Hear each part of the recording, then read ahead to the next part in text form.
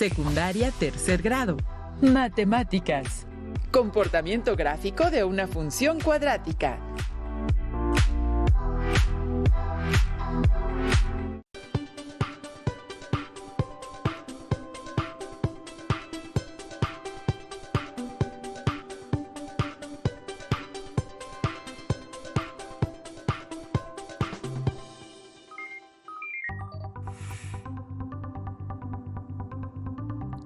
Reciban una cordial bienvenida a una sesión más de matemáticas para alumnas y alumnos de tercer grado de secundaria. Me da mucho gusto estar aquí, en donde aplicaremos el ingenio y la creatividad para seguir aprendiendo juntos. Soy el profesor Gerardo Pineda y los invito a que, con nuestra imaginación, volemos juntos hacia el universo de las matemáticas, buscando conocer un poco más acerca del aprendizaje esperado. Ley representa gráfica y algebraicamente relaciones lineales y cuadráticas. En especial, pondremos énfasis en analizar las diferentes representaciones de una relación cuadrática. En esta sesión vamos a necesitar cuaderno, lápiz, una regla y lápices de colores.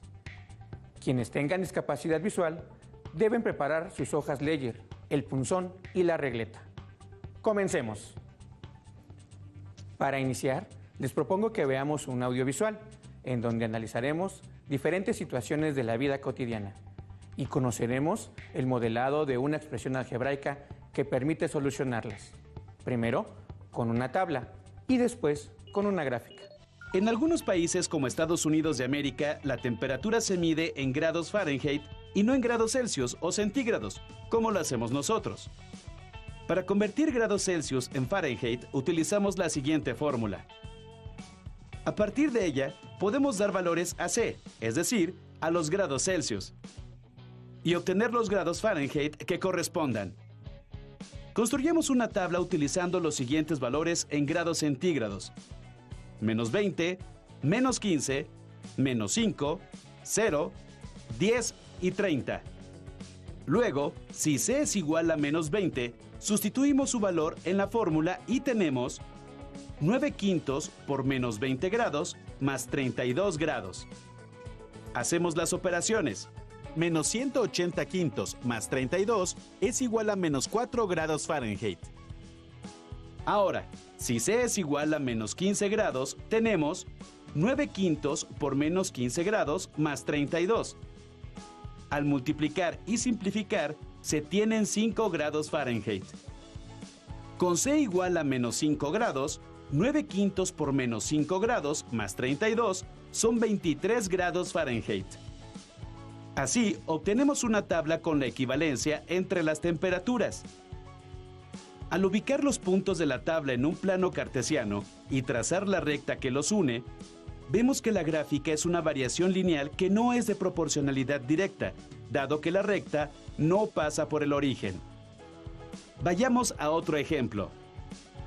La masa de un objeto es la misma sin importar dónde esté, porque la cantidad de materia que lo compone no cambia. Sin embargo, el peso del objeto depende de la fuerza de gravedad que actúa sobre él. Así, el peso de un objeto en la Tierra es distinto a su peso en la Luna, porque las fuerzas gravitatorias son distintas. Esta tabla permite observar la relación que existe entre el peso en kilogramos de un objeto en la Tierra y su peso en la Luna. Ubiquemos los puntos en el plano cartesiano de manera que el eje horizontal represente el peso en la Tierra y el eje vertical el de la Luna. Si unimos los puntos, veremos que tenemos una recta que pasa por el origen. Entonces, es una relación de proporcionalidad directa, donde la constante de proporcionalidad, llamada K, se obtiene al dividir el peso que el objeto tiene en la Luna entre el peso que tiene en la Tierra. Al hacer las divisiones, se obtiene que la constante de proporcionalidad es 1/6. Para ir de excursión, el grupo de Claudia contrató un autobús por un precio fijo.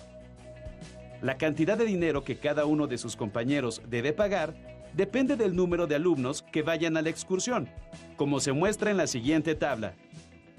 Como podemos observar, Entre mayor sea el número de alumnos que van de excursión, menor será la cantidad de dinero que deben pagar. Y por otra parte, si el número de alumnos se reduce a la mitad, el pago que haga cada uno será el doble. Pero, ¿cómo podemos encontrar el precio de renta del autobús? ¡Claro! Multiplicando los valores del primer renglón por su correspondiente del segundo. Así, vemos que la renta del autobús es de 5,300 pesos. Entonces la relación es de proporcionalidad inversa, donde la constante de proporcionalidad K es igual a X por Y.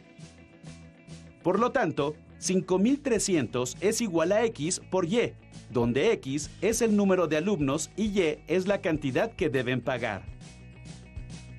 Ahora ubicamos los valores obtenidos en el plano cartesiano para obtener su gráfica.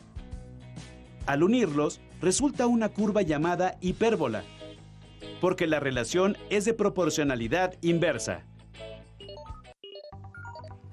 En la primera situación, en la que se realizó la conversión de los grados Fahrenheit a los grados centígrados, la gráfica resultante es una línea recta, que no pasa por el origen del plano cartesiano, es decir, por el punto 0,0. En el segundo caso, en el que se establece un comparativo basado en el peso de diferentes objetos en la Luna y en la Tierra, la gráfica resultante es una línea recta que pasa exactamente por el origen. En el audiovisual se hace referencia a kilogramos fuerza, que son diferentes a los kilogramos con los que se mide la masa, la cantidad de materia. No son equivalentes, pero, muy importante, nada cambia del problema matemático. En adelante, cuando hablemos del peso y usemos kilogramos, estaremos hablando de kilogramos fuerza. ¿Sabes cuál es tu peso en la Luna? ¿Se observaron? La constante de proporcionalidad entre los pesos de cada uno de los objetos es de 1/6. Esto quiere decir que, si dividen su peso entre 6, obtendrán su peso en la Luna. Veamos, yo peso 68 kilogramos. Si divido entre 6, vamos todos a la Luna para bajar de peso sin hacer dieta, aun cuando mantengamos la misma masa. Cabe aclarar que este es un valor referencial, ya que se involucran más operaciones y más datos necesarios para calcularlo con mayor precisión. En cuanto al tercer problema, el del autobús, la gráfica resultante fue una línea curva. Esto nos da una idea que, dependiendo de la situación presentada, los datos obtenidos y la relación que tengan entre ellos nos darán como resultado un tipo de gráfica diferente. Vamos a analizar el comportamiento de las gráficas según el tipo de ecuación que la modela. Comprobaremos que, al ir modificando los valores de la ecuación, estos se reflejan en el comportamiento de la gráfica. Utilicemos la expresión y es igual a x. Al graficarla en el programa de cálculo, observamos que pasa por el centro del plano cartesiano y la línea que la modela es una recta. Si ahora invertimos el signo de esta ecuación, es decir, graficamos y es igual a menos x, observamos que la línea se inclina hacia el lado contrario. Observen cómo, al cambiar el signo, cambia la dirección de la línea. Ahora, a la incógnita le sumamos 1. Observen cómo la línea se desplaza hacia arriba una unidad. Si le sumamos 2, ¿dónde cortará el eje Y? ¡Claro! En el 2 positivo. Y si le sumamos 3 a la incógnita, pues cortará en el 3 positivo del eje de las ordenadas. ¿Qué pasará si en lugar de sumar, restamos? Intentémoslo. Cuando le restamos 1 a la incógnita, la recta se desplaza hacia abajo en el plano cartesiano, posicionándose en 1 negativo. Y al restarle 2, y al restarle 3, observen el comportamiento de la gráfica conforme modificamos la expresión algebraica. Partimos nuevamente de la primera ecuación. Ahora, en lugar de sumar y restar, vamos a duplicar la incógnita. Para esto, es necesario que midamos primero el ángulo que se forma entre la recta de la ecuación y el eje de las abscisas, que es de 45 grados. Cuando duplicamos el valor de la incógnita, cambia la inclinación. Ya sabemos que esta recta representa la expresión algebraica y es igual a x. Veamos ahora qué sucede con y es igual a 2x. Observen que el ángulo cambió. Se inclinó más con respecto al eje de las x. Y triplicando la incógnita, la línea se inclina más y más, conforme aumenta el coeficiente del término x. Estas ecuaciones son conocidas como directamente proporcionales y lineales, porque modelan una recta en el plano cartesiano que pasa por el origen. ¿Qué les pareció el comportamiento de la gráfica de una ecuación lineal? Vamos a ver cómo se comporta una gráfica que representa una ecuación cuadrática. Pongan mucha atención. Consideremos la expresión algebraica y es igual a x. Ahora elevemos esta incógnita al cuadrado. ¿Qué pasa con la línea? Se convierte en una línea curva muy peculiar y el vértice de esta se encuentra en el origen del plano. Si cambio la ecuación de positiva a negativa, podemos observar que la curva se abre en diferente dirección, ya sea hacia arriba o hacia abajo. Ahora dupliquemos el término y veamos qué pasa con la amplitud de la curva. Se reduce. Si la triplicamos, la cuadruplicamos, se sigue reduciendo. ¿Y qué pasa si manejamos un valor menor a 1, pero mayor a 0? Se amplía. Muy bien. Vamos a sumar a esta expresión cuadrática otro término. Agregaremos la misma variable y observemos qué pasa. Inicialmente, el vértice se encuentra en el origen y, al adicionarle la variable, el vértice cambia de lugar. Se desplaza hacia la izquierda y hacia abajo. Ahora dupliquemos el segundo término para ver qué pasa con su vértice. Al hacerlo, este se desplaza en la misma dirección. Observen ahora dónde se encuentra. Si de esta forma seguimos incrementando el valor del segundo término, la curva se seguirá desplazando siempre en la misma dirección. Hasta aquí hemos visto cómo cambia una gráfica según los valores que tenga la ecuación que modela. Trabajemos ahora en un problema asociado a una situación de la vida cotidiana. Una empresa de aerotransportes realiza pruebas con contenedores que soporten las caídas desde cierta altura, de forma que puedan proveer de materiales a su personal en tierra, sin necesidad de aterrizar las aeronaves. Cuando el helicóptero se encuentra a una altura de 300 metros, debe dejar caer la carga, mientras un experto registra en una tabla el tiempo de caída y la distancia que recorre. Vamos ahora a plantearnos preguntas derivadas de la situación anterior. ¿Cuánto tiempo tardó en llegar la carga al suelo? ¿Cuál de las siguientes expresiones permite calcular la distancia de caída en función del tiempo transcurrido? Inciso A, 3t cuadrada. Inciso B, 3t. Inciso C, 9t. Inciso D, 3 más t al cuadrado. Para contestar, vamos a auxiliarnos de la tabla con los datos que el experto registró al momento de la caída del contenedor. Analicemos cada valor para poder descubrir cuánto tiempo tardó en caer la carga al suelo. Los datos registrados en la tabla son los siguientes. El tiempo de partida es 0 y la altura, según el problema, es de 300 metros. La distancia que ha recorrido a los 0 segundos es 0 metros.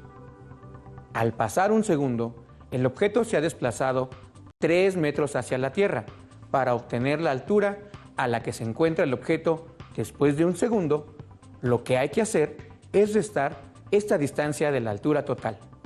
Esto es, a los 300 metros restamos 3, que ha caído, lo que nos da un total de 297 metros, y lo colocamos en la tabla.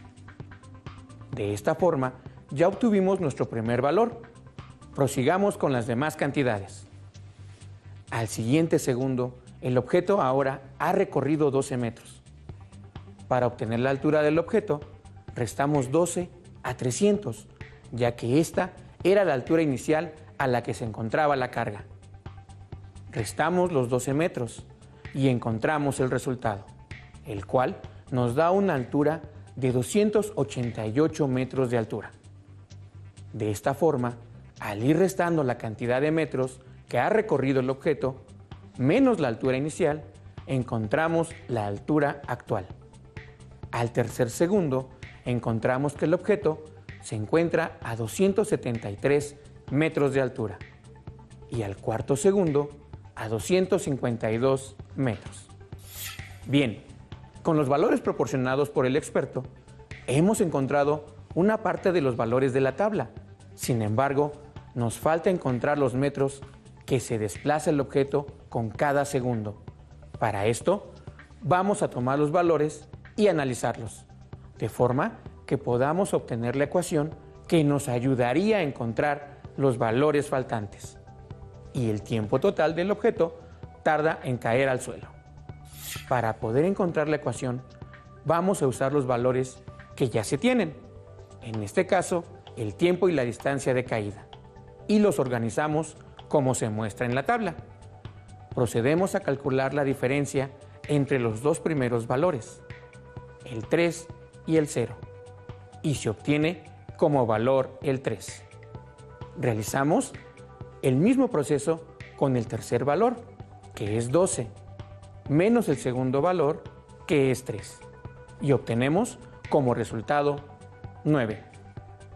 Ahora, el cuarto valor, es decir, el 27, y el tercer valor, que es el 12, al calcular la diferencia, obtenemos 15.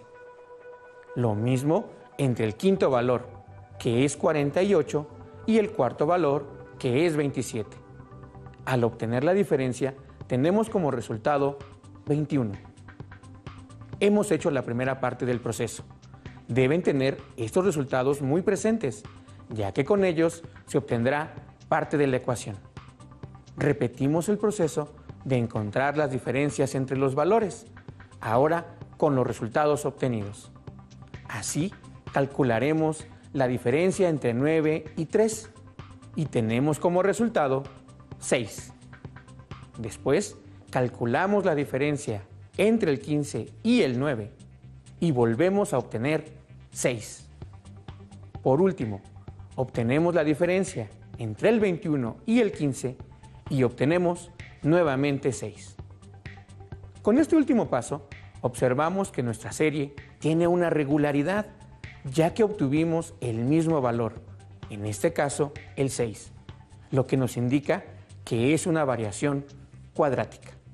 Si no hubiéramos obtenido esta regularidad, podríamos enfrentarnos a una serie que no tiene características comunes entre sí.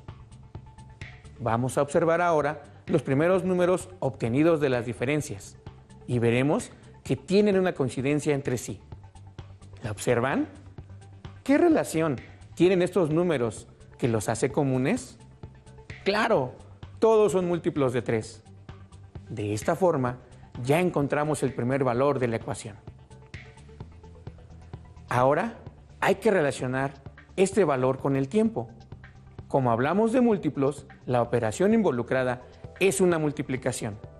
Por eso, hay que calcular el producto del 3, obtenido por el tiempo, y lo hacemos con los primeros valores de la tabla, después del 0. Veamos, 3 por 1 nos da como resultado 3, que es el que está en la misma distancia. Hasta este momento nos ha coincidido. Ahora, con los siguientes valores, multiplicamos 3 por 2. Nos da como resultado 6. Pero en la columna de distancia tenemos un 12. ¿Qué nos falta para obtener este número? Volver a multiplicarlo por 2. Muy bien. Ahora sí, tenemos ya el 12. Vamos con los siguientes valores. A 3 lo multiplicamos por 3. Nos da como resultado 9. ¿Qué operación debemos realizar para que nos dé 27? Multiplicar por 3, muy bien. Observen la siguiente característica. Como en las dos multiplicaciones, el valor por el cual multiplicamos el 3 se repite nuevamente, es decir, al 3 lo multiplicamos 2 veces por el tiempo, podemos deducir que para encontrar la distancia recorrida por el objeto, debemos multiplicar el 3 por el tiempo y después nuevamente por el tiempo. Y si multiplicamos el tiempo por el tiempo, sabemos que nos da tiempo al cuadrado. Por lo tanto, la ecuación que representa este problema es distancia igual a 3 que multiplica el tiempo al cuadrado. Solo nos queda aplicar esta ecuación para determinar los valores faltantes en la tabla inicial. Vamos a hacerlo. Apliquemos la ecuación d es igual a 3 por tiempo elevado al cuadrado. Y ahora coloquemos en la columna del tiempo el número 5, que es el valor que continúa. Lo sustituimos en la ecuación en el lugar de la t del tiempo y realizamos las operaciones. Multiplicamos 5 por 5 y obtenemos 25. Ahora multiplicamos 25 por 3 y obtenemos 75. Esto quiere decir que a los 5 segundos de haber soltado el objeto, habrá recorrido una distancia de 75 metros. Calculamos la diferencia entre 300 y 75 y obtenemos que la altura es igual a 225 metros.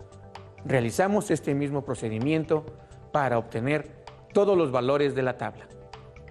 Reemplazamos el valor del tiempo en la ecuación. Realizamos las operaciones para obtener la distancia recorrida. Después, calculamos la diferencia entre 300 y la distancia.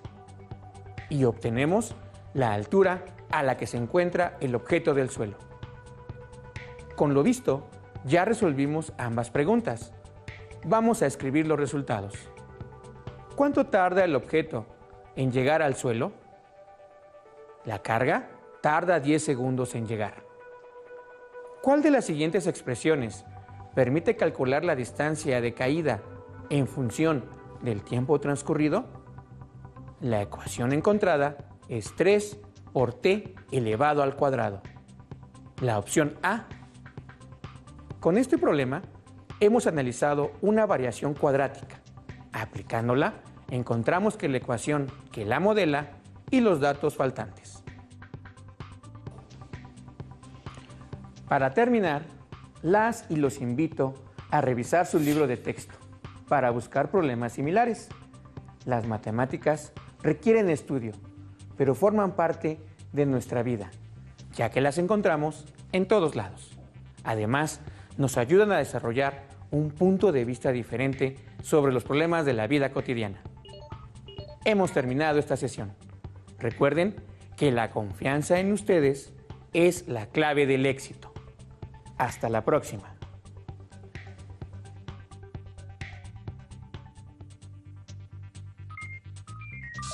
Si tienes dudas o necesitas ayuda, llama al Centro de Apoyo Pedagógico a Distancia.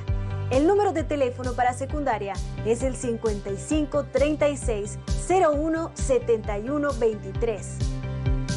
Si requieres consultar los libros de texto en versión digital, recuerda que los puedes encontrar en la página conalitec.cep.gov.mx.